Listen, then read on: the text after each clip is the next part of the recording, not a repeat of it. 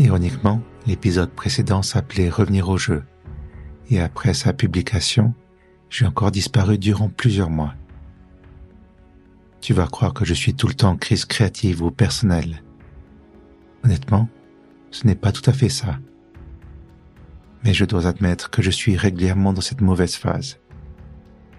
Et j'arrive toujours à m'en extirper, même si ça prend plus ou moins long.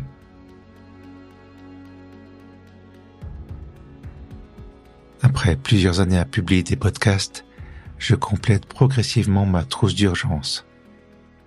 Quand, créativement parlant, je suis au fond du trou, comment puis-je faire pour redémarrer ? Eh bien, je crois avoir récemment trouvé 2 éléments importants. Attention, l'un est assurément simpliste et l'autre n'est probablement pas universel.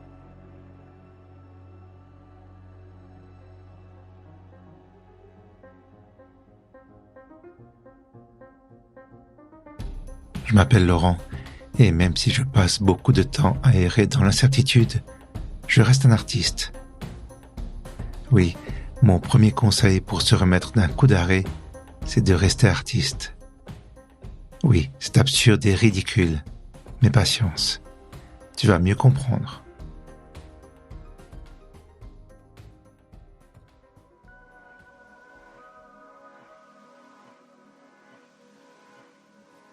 Justement, ce qui peut nous sauver, c'est le ridicule.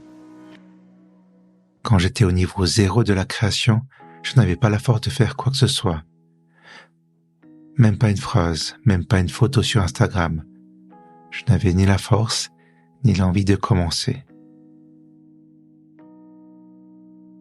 Dans mon cas, la conception d'un épisode de podcast de 7 à 10 minutes représente entre 6 et 8 heures de travail. Puisqu'on est là, voyons tout ça en détail. Dans un bon jour, l'écriture du script peut être pliée en 2 ou 3 heures. Souvent, j'étale ce temps sur 2 jours pour que je puisse laisser le texte reposer. Ensuite, l'enregistrement est relativement rapide. Si je suis bien en voie, j'arrive à régler ça en 30 minutes. Par contre, si ça coince et que j'ai de la peine à articuler ou être fluide, ça peut prendre une petite heure. Finalement, il y a le montage, le moment où la magie opère, ou pas. Je passe beaucoup de temps à choisir les morceaux. Souvent, je sais l'ambiance que je recherche. Parfois, ça accroche et ça ne passe pas. Encore une fois, s'il n'y a pas d'accro, je peux régler le montage en 3 heures. Mais il n'est pas rare que ça me prenne 4 heures, 5 heures, voire plus, si rien ne va comme je veux. Suis-je perfectionniste ? Dans le montage, oui.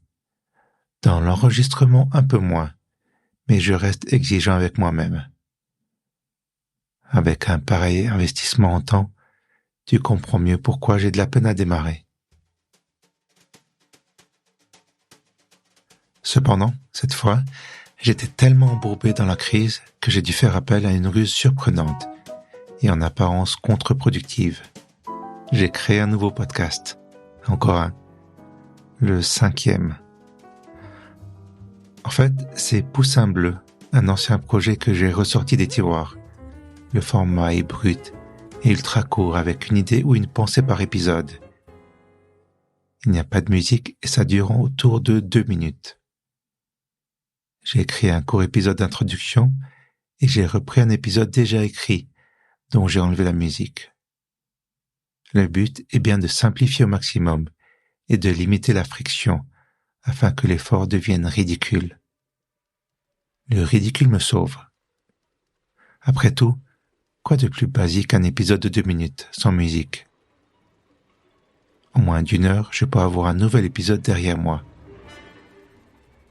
Poussin Bleu, c'est mon labo d'expérimentation où je peux tester de nouveaux concepts que je pourrais ensuite développer dans d'autres podcasts. Comme le dit mon slogan, c'est de l'élevage d'idées en pleine tête. Je n'en ai pas beaucoup parlé autour de moi, car je le vois comme un projet un peu secret. Je considère que c'est avant tout ma rampe de lancement, quand je n'ai l'énergie pour rien d'autre. Et, lorsque je suis à nouveau sur Orbit, je profite de l'élan pour enchaîner avec un épisode plus ambitieux.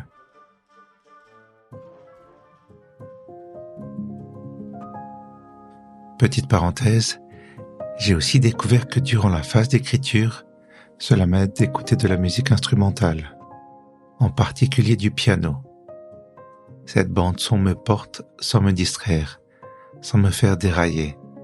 Les sons de cet instrument ne sont pas agressifs, mais ils ne m'endorment pas non plus.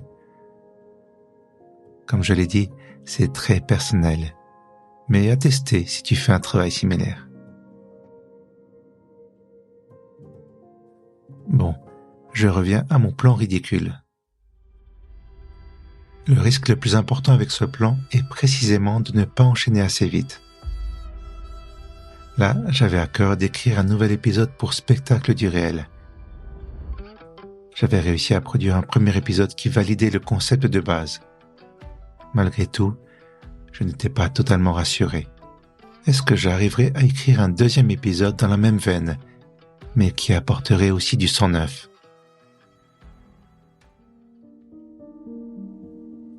Sans renier le point de départ, l'idée n'est pas exactement de trouver des situations apaisantes, mais plutôt de trouver le calme au cœur du quotidien. Et ce petit ajustement me permet d'envisager de multiples scénarios et d'avoir une source d'intrigue quasi inépuisable.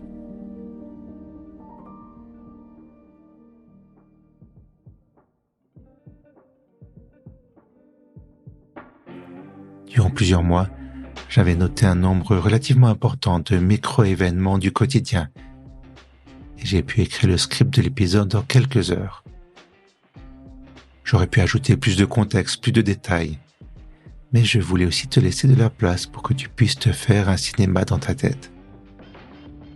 Ainsi, pour la première fois depuis longtemps, la phase d'écriture a été fluide et rapide.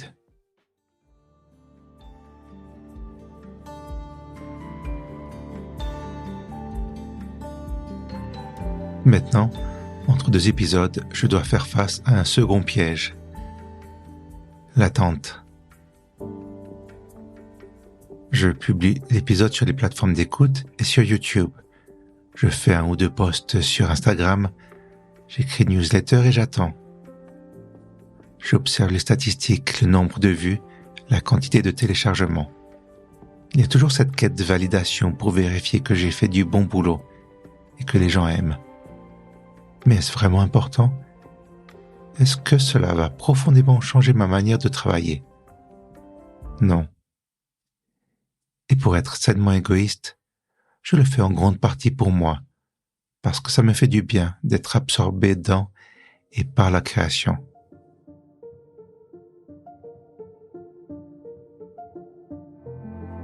Une fois, une amie m'a écrit « Ces podcasts, c'est une bonne thérapie ».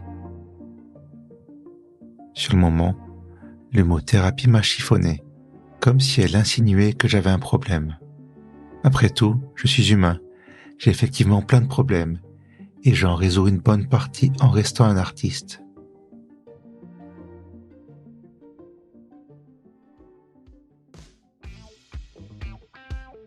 Tu vas me dire que la police de la création n'existe pas. Personne ne va frapper à ma porte pour venir m'enlever mon permis d'artiste. Être artiste représente un état d'esprit. Cela implique de percevoir le monde d'une manière différente.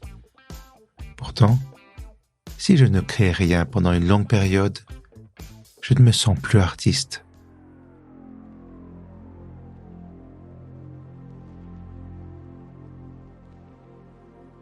Je n'ai pas en permanence le sentiment d'être artiste. Dans l'ensemble, le quotidien n'a rien d'artistique. Cuire un œuf au plat n'est pas de l'art. Repasser mes chemises ne constitue pas une création. Me brosser les dents n'a rien d'une performance.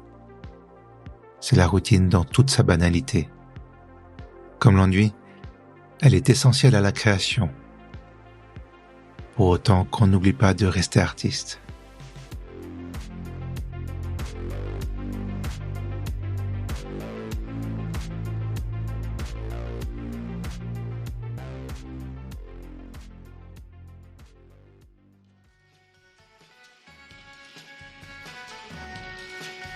C'était Puissant Chantier, une émission écrite et réalisée par Puissant Bazar. Donc pour l'instant, c'est que moi, Laurent.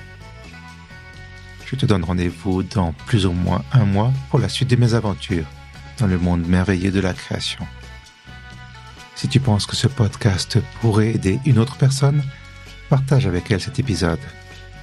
Merci d'être là et d'être toi. Prends soin de toi et à tout bientôt.